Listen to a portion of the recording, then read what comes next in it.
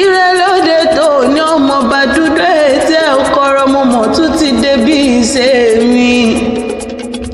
Elédùmarè ọba dání wáyé mo mọ̀ kí ọ ọba sàkẹ́ ayé ọba sàkẹ́ ọ̀run. Ẹ wá bá ń pè Sọlá Sàfárì Ọmọ́táyọ̀ tí sọjọ́ ìbí lónìí. Bàbá Samihat, bàbá Mira, bàbá Rọ́dì àti sọjọ́ ìbí lónìí mo wá kí. Adéorí Taibat Adébùkọ́lá Ìṣọ̀lá tí sọjọ́ ìbí lónìí. Ẹ sámọ̀ gbọ́ dídùn ẹnu tèmi. Ẹ mọ̀ mọ̀ bínú pé mo bá yín lóye mo pè yín lóko torí lóko là á pọ̀ ọba aládé.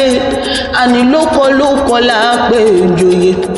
Samihat ọmọ yín ló mọ rírì yín. Ó ní dígì mi ní Adéọlá àwòkọ́ṣe rere ni sámọ̀bọ̀ wá báǹkì. Ó ní ń bá yín gbélédùmarè ọba ga kí n sì sún rere lé àwọn bàbá tó bí yín lọ́mọ gangan. Ó ń pẹ́ yín lọ́mọ ẹ̀ lúkú mẹ́ẹ̀dẹ́mẹ́ẹ̀dẹ́. Ọmọ àṣàlẹ̀ jẹ̀jẹ̀ bí ẹni tí kòrò bí irin rí. Bẹ́ẹ̀ bí ogún bí ọgbọ̀n láyà wọn ń bẹ nílé o. Ó ń pẹ́ yín lọ́mọ akénígbó kẹrù bára ọ̀nà. Ó ń pẹ́ yín lọ́mọ akénígbó kẹrù bára ọ̀nà o. Ó ń pẹ́ yín lọ́mọ òsínwé rẹwà lókè ọ̀tá ọ̀nà. Ó ń pẹ́ yín lọ́mọ líwẹ̀ líkoro ọmọ Ìkòròdú oríwu ọmọ ìmàlẹ̀ afẹ́ èlèjà. Ìṣọ̀lá Sàfárì ẹ̀ṣá mọ́ gbọ́dìdọ̀ ẹnu tèmi. Ó ń pẹ́ yín lọ́mọ ìmọ̀lẹ̀ afẹ́ èlèjà. Ó ń pẹ́ yín lọ́mọ adọ́ba lóhùn àwíkòǹkò lójú ọlọ́rọ̀ kọlọ́rọ̀ ó gbọ́.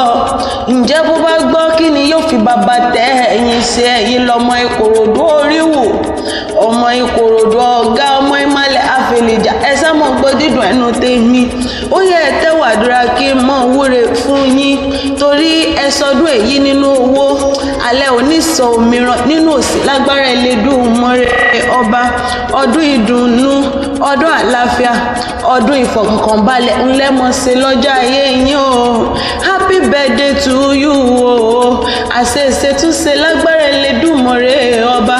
Ǹjẹ́ bẹ́ẹ̀ bá ń wẹ́ni tí ń kọrin wì sí yín létí.